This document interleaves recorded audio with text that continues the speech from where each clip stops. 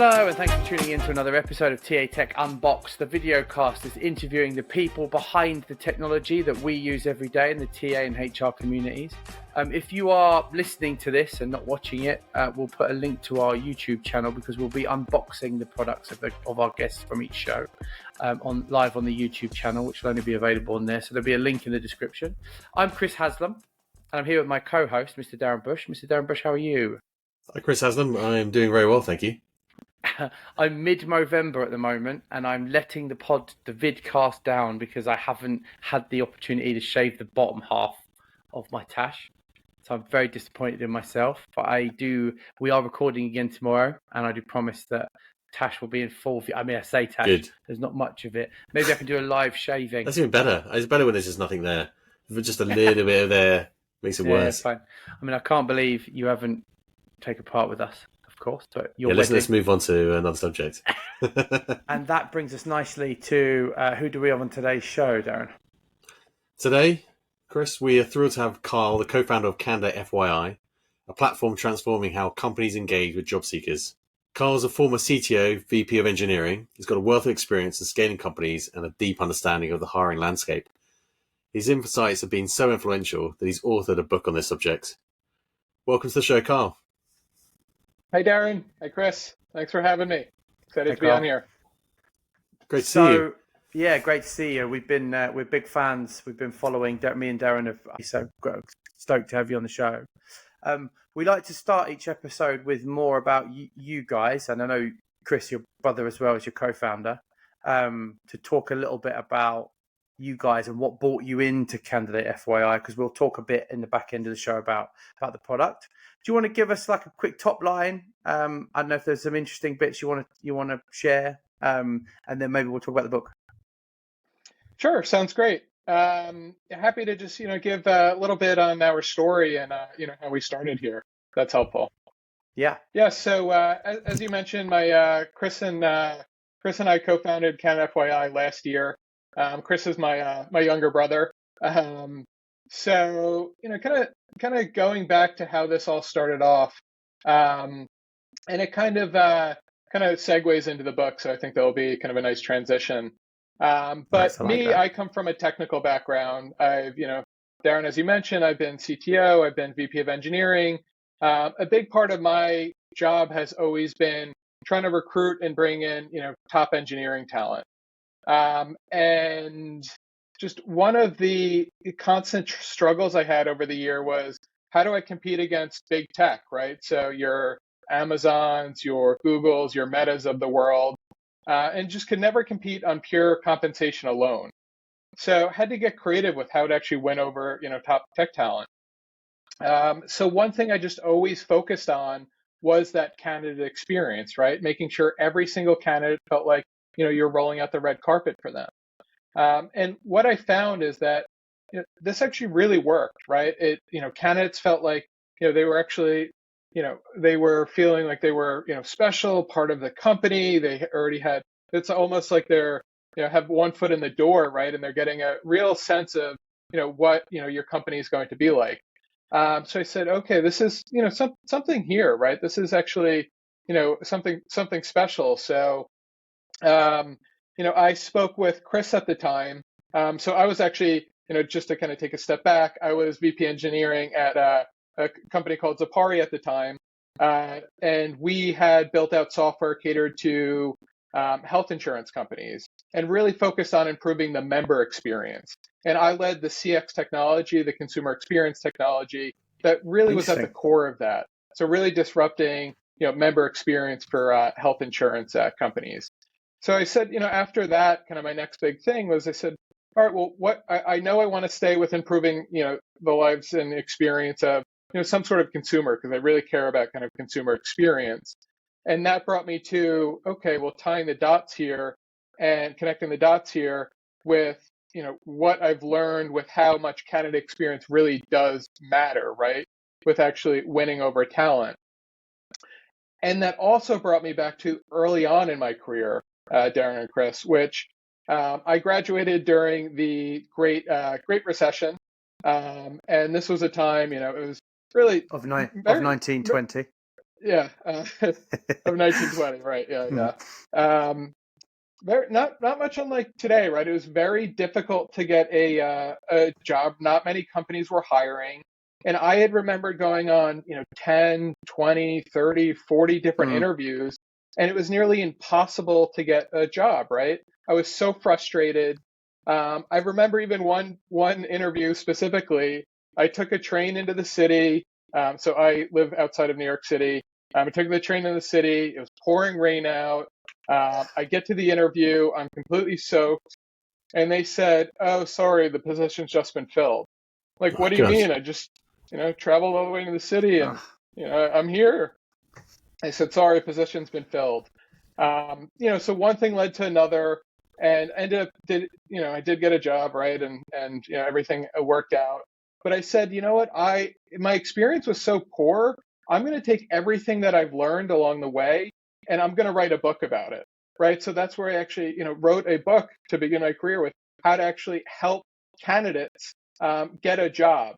So, fast forward to this time before Candidate.fyi, kind of that initial experience that I had, along with improving, consumer experience in other areas, along with what I've learned, kind of, brought to this, mm. to life. This, okay, let's build a candidate experience company, and that's when I spoke with Chris.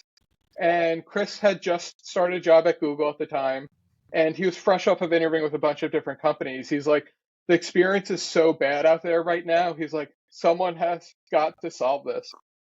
Mm. So we said, why not us, right? Being brothers, we've always kind of just worked on different things over the years. And myself with two young kids at the time, and Chris with a newborn, we both quit our jobs and just jumped straight into solving this. And this is around COVID time, right? This is or just as the before COVID or just the height of COVID. It was a little after the Yeah. height of COVID. Okay. Yeah. I Yeah. love how it's gone full circle. You've planted that seed right at the beginning from applying, from when you graduated, and now full circle, taking that consumer grade kind of a user experience you've got from your previous company, and now Oh, yeah. merged it with TA. Because you don't get to see that. Normally when we speak to obviously No. TA tech companies, it's normally potentially a recruiter, someone working with talent acquisition has come into the space, because they're frustrated. But to have someone with a hiring manager experience, Well, you've got a couple of angles, right? You've had the commercial layer of experience, Carl, there, where you've been helping, insurance companies with customer experience. Yes. You Yep. then had your own experience as in a sucky hiring market, right, where you've gone through it and suffered, and then you've also, you've built something now that is to fix it. So that's what's interesting. I totally agree with you, Darren. It's like a lot. We either get recruiters that have built something, or people that have experienced something, not somebody who's come from a customer experience like thinking, which I think is super fascinating, right? We haven't had that before, have we, Darren? The triple threat, the triple nice. threat of problem solving. And I and like you've that grown triple as threat. well.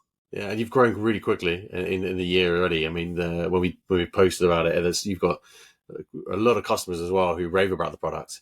We don't really see that so much. So that was really interesting. That's why I think it brought why Chris and I our attention to you and Chris. Yep.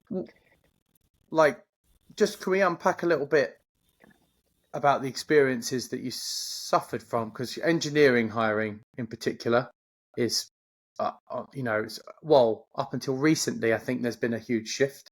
So I'd be interested, maybe later on we could talk about how Candidate.fyi is fitting into this new world of, I think, CX, where we've gone from candidate sparse markets where there isn't enough talent for each job and treating people, fairly.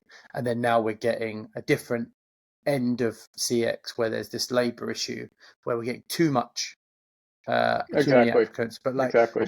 your experience as a hirer, so when you were hiring folks, what were you spotting in terms of the experience, or were you doing anything differently at that time? Were you completely oblivious of candidate experience at that particular point, because we all have at some point?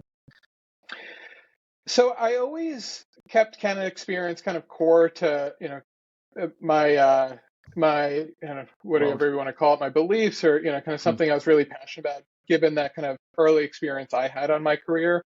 So one of the things always really emphasized was really trying to educate and engage with the candidate as much as possible, right? When you look at kind of the two sides, the employer and the candidate, and this process they're going through, which typically is around 3 to 4 week process, right? As you're interviewing at a company, the candidate is really at a disadvantage, right? They don't really know too much about the inner workings of the company. They don't really know too much about what they're going to do.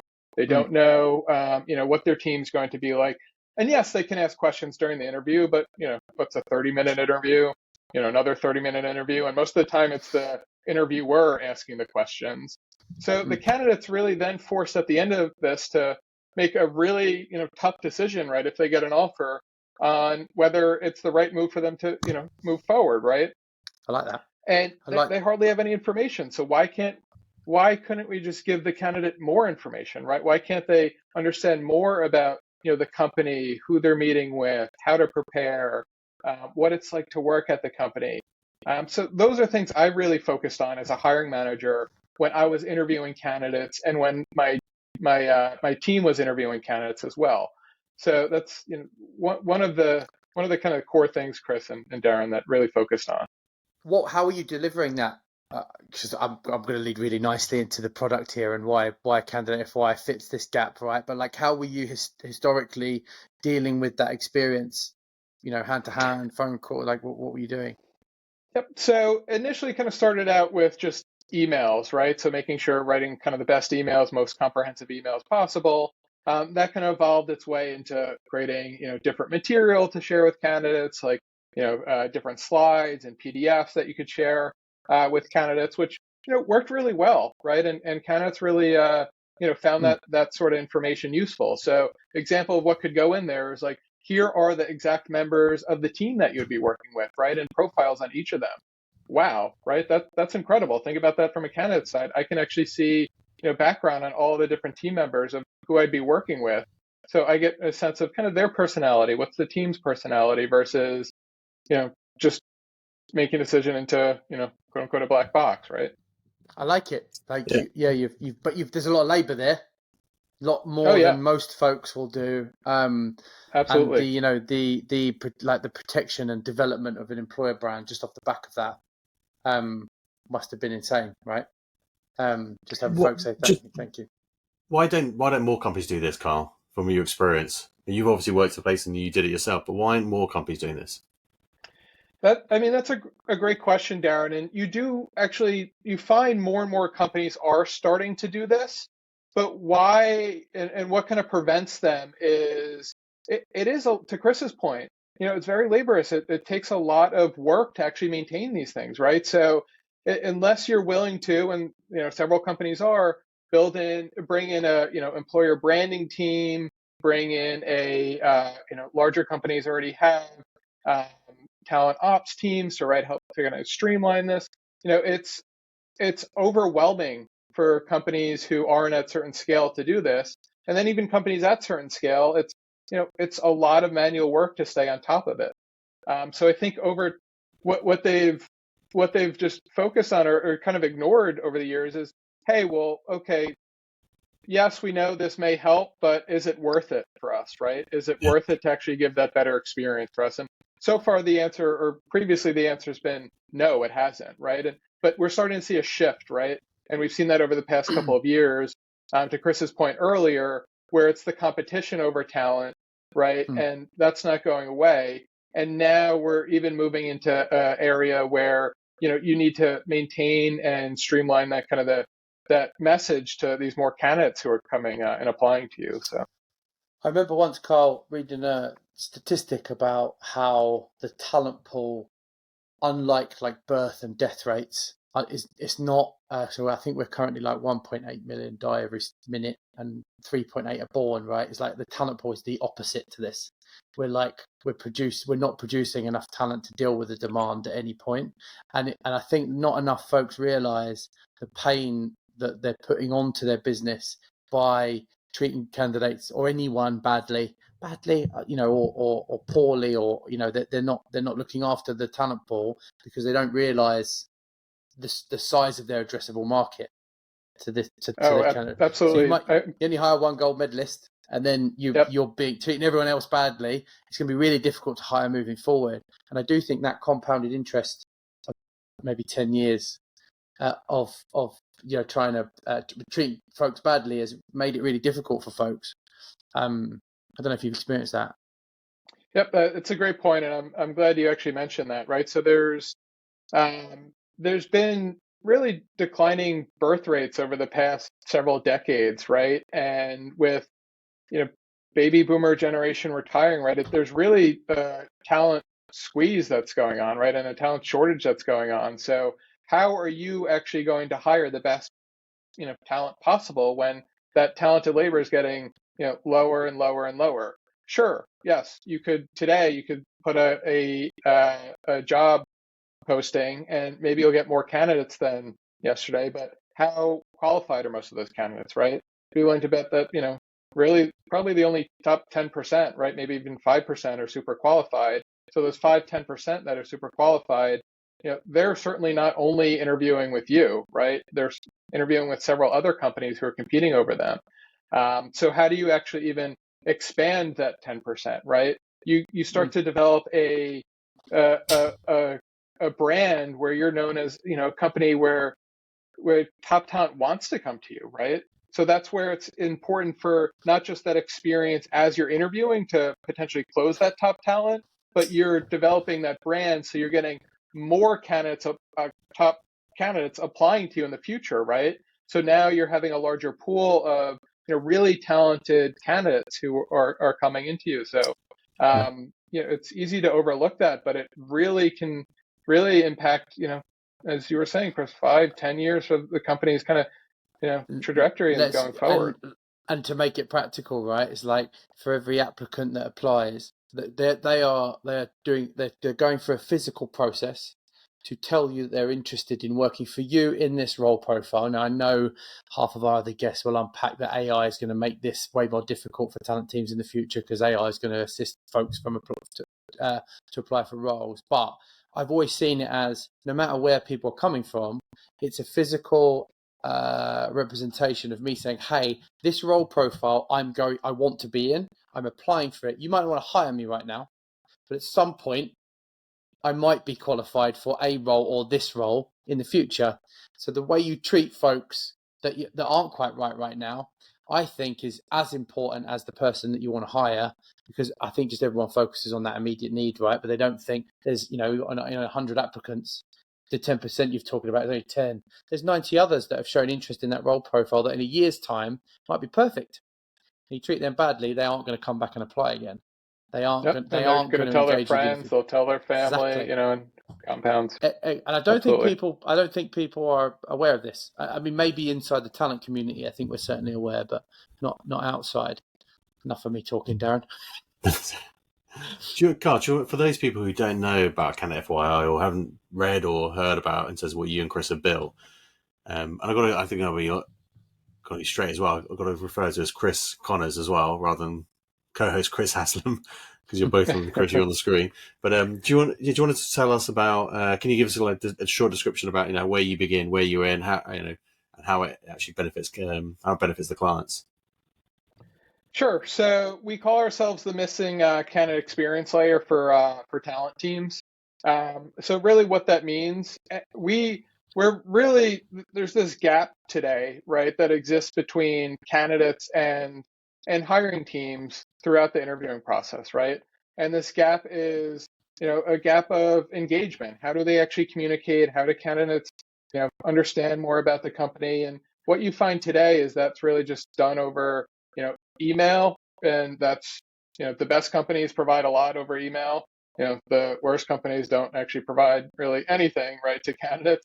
So we're really filling in that gap and providing candidates with a home base that they can access as they're going throughout the interview process with a company. And this, this home base, we provide all sorts of tooling like scheduling, interview preparation content, employee profiles that really come and make this a rich experience for candidates, and provide these tooling provide a lot of efficiencies for talent teams behind the scenes. So what we found is that vis- there's a lot of chaos behind the scenes because there's a Yeah. lot of kind of manual work right now over email. So we're kind of putting in this home base and then streamlining the whole process. And applicants log in to this to a portal today, and they see where they're at in the process. Do you want to give us a little bit on? Yep. And I want to. They don't log in. They access it via a magic link. Because want to be very careful about the whole login, because there's It's controversial in the TA industry. You mentioned login. Yes, especially you look at tools like Workday. Everyone has a bad taste in their mouth about logging in, and we wanted to create the most frictionless experience possible for candidates. So they access it over one magic link. Then which comes after they apply.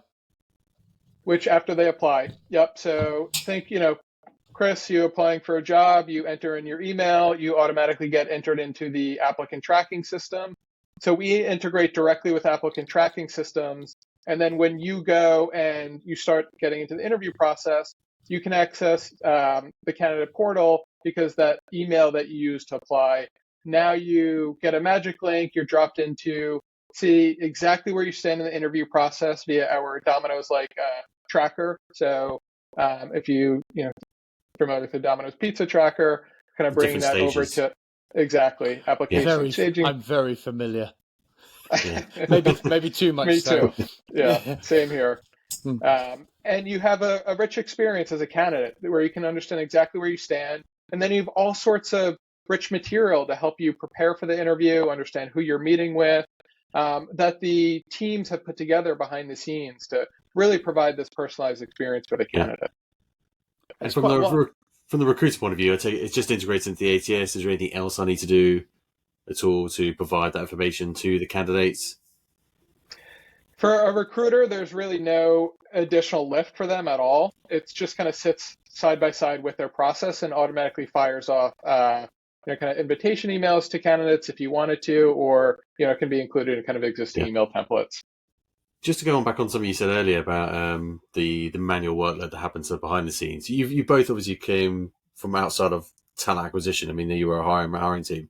Were you a little bit surprised when you sort of lifted up the hood and sort of tried to understand how we can build this within the ATS? How manual some of the workload has been in this? Oh yeah, 100%. And I'm glad you mentioned that.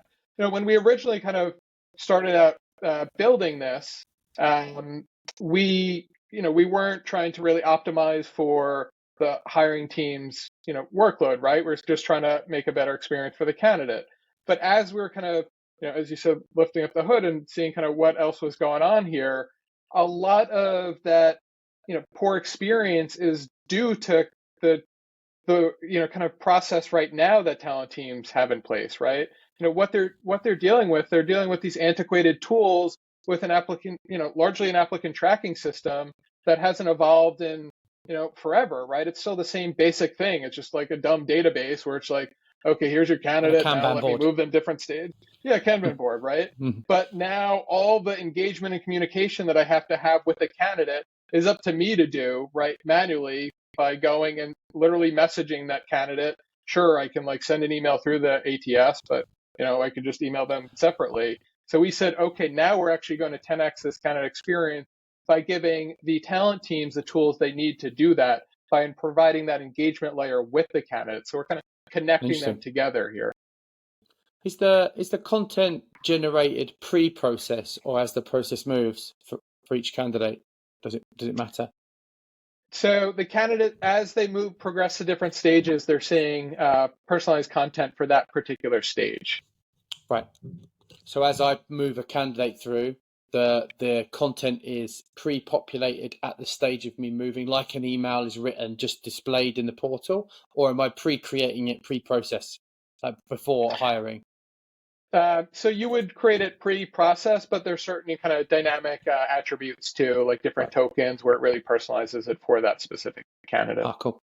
Excellent. Yep. And what type of stuff, just inside that, what type of stuff are you seeing have super high impact for talent teams at the moment? Like types of content?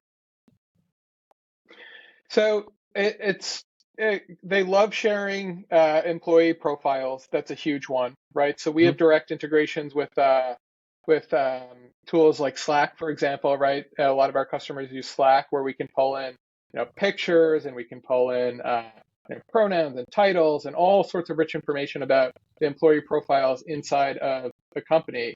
And now you can customize those to each job, right? To tailor, here's the team that you're going to be meeting with, or create templates, and here's the executive team, right? So now you're really getting an understanding of this particular company and these particular people. So employee profiles is always something that's really popular. Just quickly before we move on as well, like what can we track inside the platform? So how do we know that particular types of content? I know you do poll surveys as well, but inside, how do we track? How do we see which content is this is super resonating with this talent pool or not? How are we? How can we gauge what's good and what isn't? Yep. So we have all sorts of analytics that we provide to our customers based on engagement with inside of the portal, right? So how long they're spending in there, how often they're coming in there per stage, right? So that kind of all rolled up into analytics. We call it kind of your kind of experience analytics dashboard that we provide to our customers. Awesome. And I'm sure there's loads of like interpretations of the data and stuff in there as well, which I bet super interesting. What metrics are crucial kind of for companies to measure and track them to improve their candidate experience? That's a great question, Darren. So we, as you can imagine, right, candidate experience has often been looked at as this kind of fuzzy thing, right? It's like, want to make candidates feel good and, really like us, but what does that actually matter? So a core thing of what we're actually doing as part of kind of our platform here is we have what Chris mentioned before, we call these pulses, where they're embedded feedback at each step of the journey for candidates to provide feedback on how they felt their experience went along each stage, right? So if you have, say, if you're an engineer and you have a technical interview, after that's finished, you can provide a feedback through our pulses on how you felt that went. So we have that at kind of every stage of the journey, and we're able to provide analytics and insight for talent teams for how their candidate experiences holistically across the company. So kind of an average pulse score, right? And it's out of 5, right? And then you can see drill down into each particular stage, right? How the candidate experience score is for that particular stage. So it allows you to hone in on, really improving your process. So essentially there's poor interviewers, right, who are getting poor scores, right, which beforehand, pre-Candidate.fyi, you may never know that, right, because the candidate is just disengaged, you stop hearing from them, they reject the offer potentially. It's always talent's fault, Carl. It's always the talent team's fault why there's no hire. It's never the hirer or the or the interviewer, right? It's actually really interesting with the data we're saying, Chris. It's the highest rated scores are often the first stages, where that is where the recruiter's coming in and they're performing the interview. The lower stages are as they're progressing through the interview process, right? And you actually may expect it to be the opposite, right? As they're getting more engaged, speaking with more people, they're actually having a better experience, but it's actually quite the opposite. Is there any correlation between the longer it takes, the scores increasing, decreasing? I mean, obviously, I'm biased here, hoping it's decreasing. But are you seeing anything like that? We actually are seeing. So we actually released a study recently where we allow just a little bit of background. So we allow our customers to configure as many different stages as they want, right? So we can't. One customer could have 5 facing candidate stages, one could have 3, one could have 4. So we can't just say stage 1 is ranked this, stage 2 is this. So we kind of broke it up and put it into 3 different buckets. We had the first 33%, the middle 33 to 66%, and then the remaining 66%, right, as the later stages. And we rated the average score across those 3 different buckets. And what we found is they actually did progressively get worse. And our, hypothesis there is candidates don't like, kind of longer interviews. So they get kind of fatigued towards the end, right? Longer interview processes. So they get fatigued towards the end, and that's kind of why. So that was an interesting learning. I also read somewhere, which would be interesting to see at some point, is that if it's too fast, it's also bad, the process. too quick makes people feel super uncomfortable, right? It's like, oh, I'm not sure. I've not seen You enough get a feel of for this the company. Yeah, so Yeah. there is a happy medium, isn't there? I wonder if there's any correlation there. But I'm I've seen assuming that. I've seen that as well. But I know I experienced it as well. I remember it took, for Ericsson, for example, it took me several months to get the role here. And then at that time, right at the end, another company interviewed me. I had 2 rounds of interview in a week and I got an offer.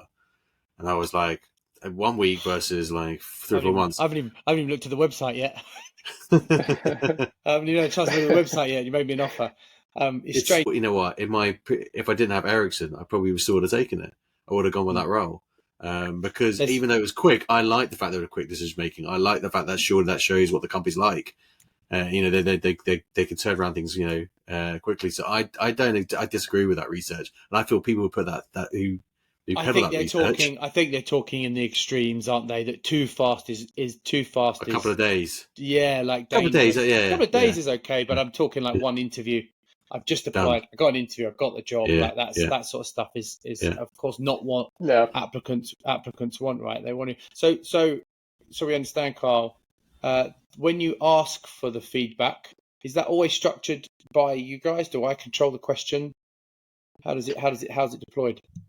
We've optimized for the response rate. So we've made it very simple. It's literally one question, 1 through 5 pulse rating in the form of smiley faces, right? So like angry face for 1 and smile, super excited person for 5. Stars. And then you have the ability to provide textual feedback as well, along with that. I think that's of course, because we want responses, right?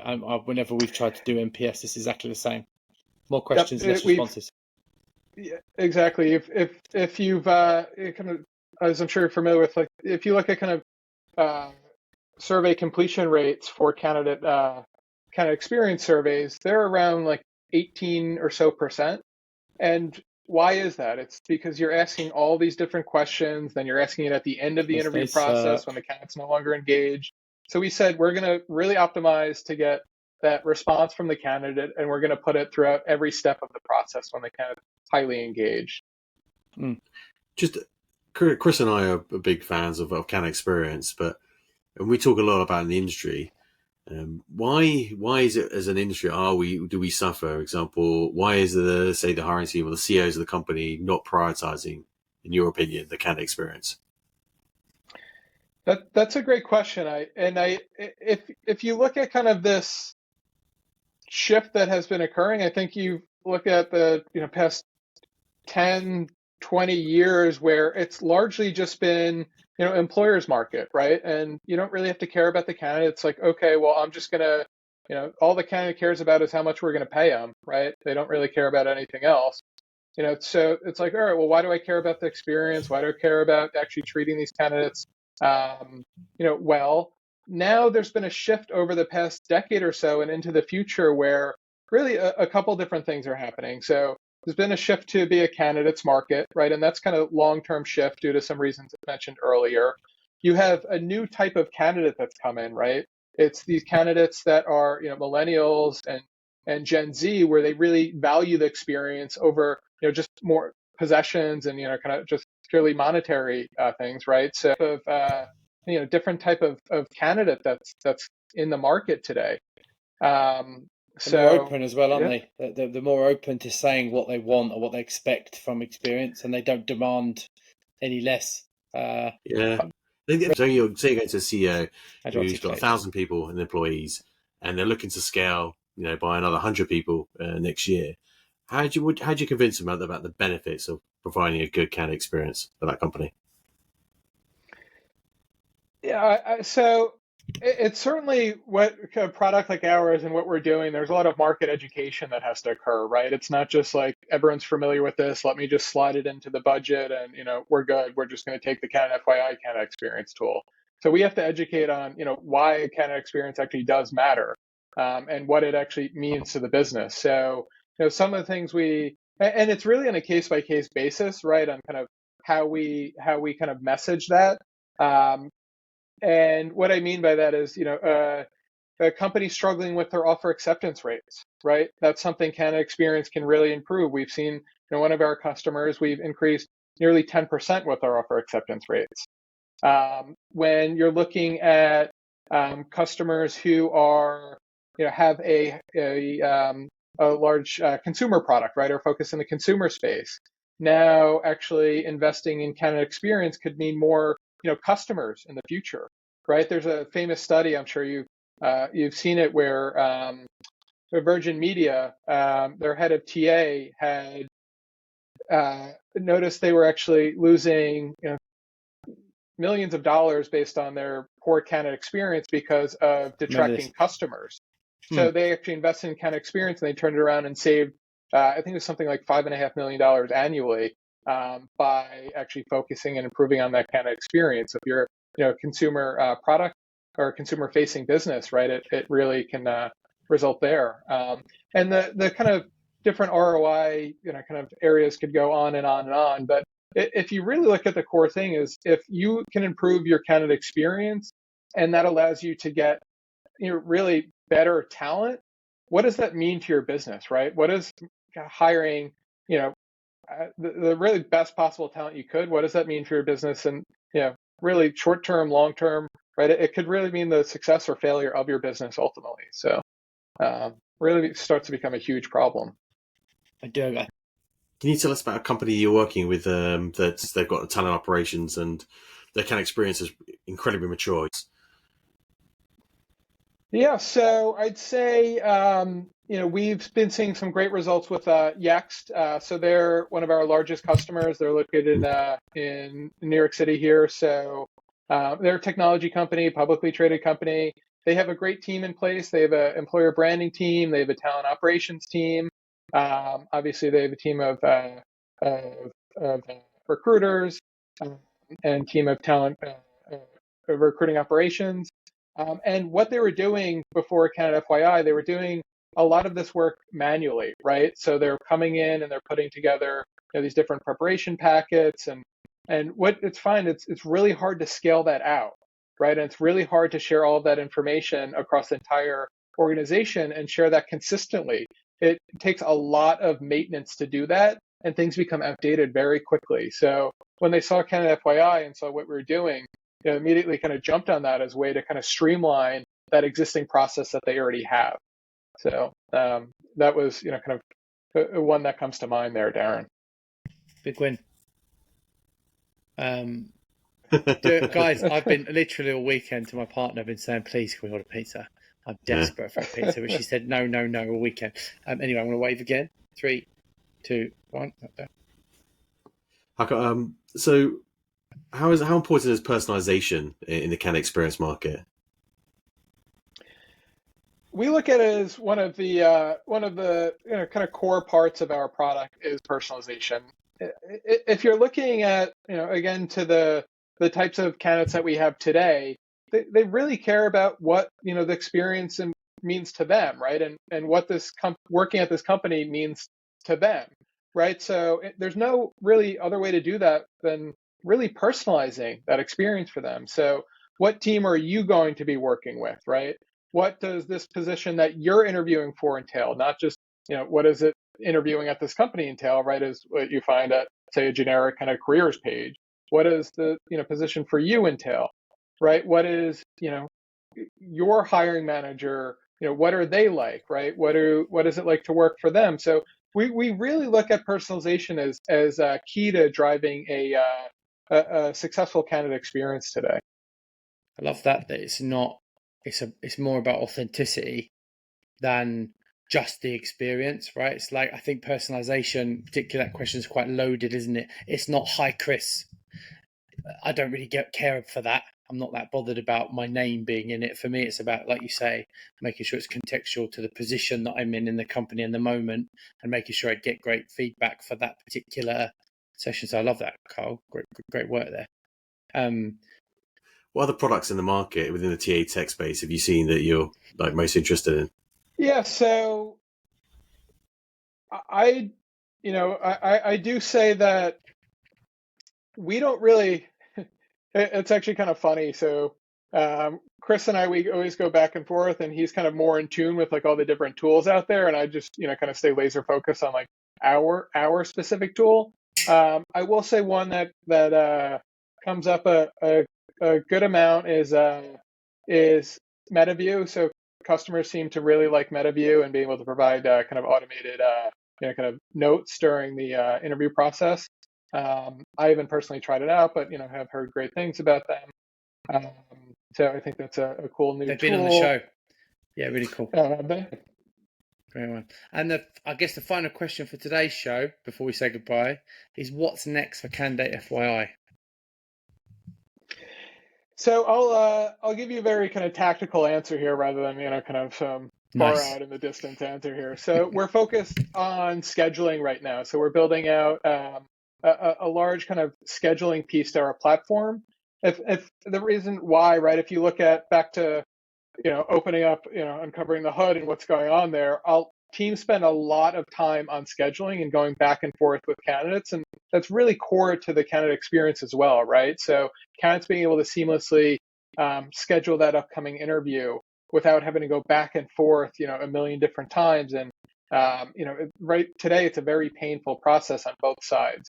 And we think that just kind of naturally works its way into what we're doing with providing this kind of experience and engagement layer between candidates and employers. So right now focused on scheduling, but really anything that is sitting between the two is fair game for us in the future.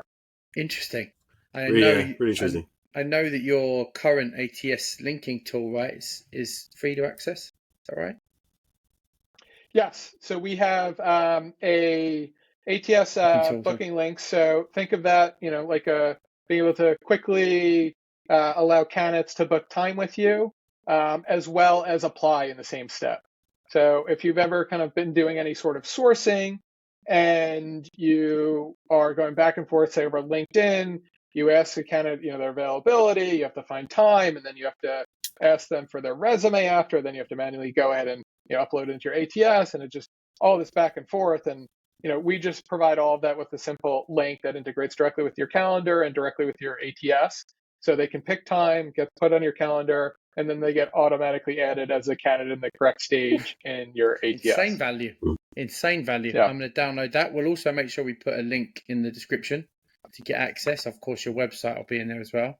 But Carl, thanks so much for joining us on today's show.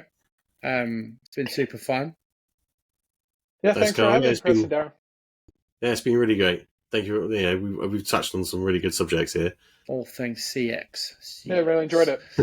It's been great fun, and best of luck. How can folks get in touch with you, Carl, if they want to follow you or speak to you? Where do you publish? So we're active on LinkedIn. So if they want to connect with us on LinkedIn, or our site's Candidate.fyi, which we find that's kind of one of the advantages of our name. It's very easy to remember. It's the same as our company name, as the domain name. Or also feel free to email myself, Kyle at Candidate.fyi, or my co-founder brother Chris at Candidate.fyi. We're very, very accessible. Awesome. Thanks again for joining us on today's show. Thank you. Awesome. Thanks for having me.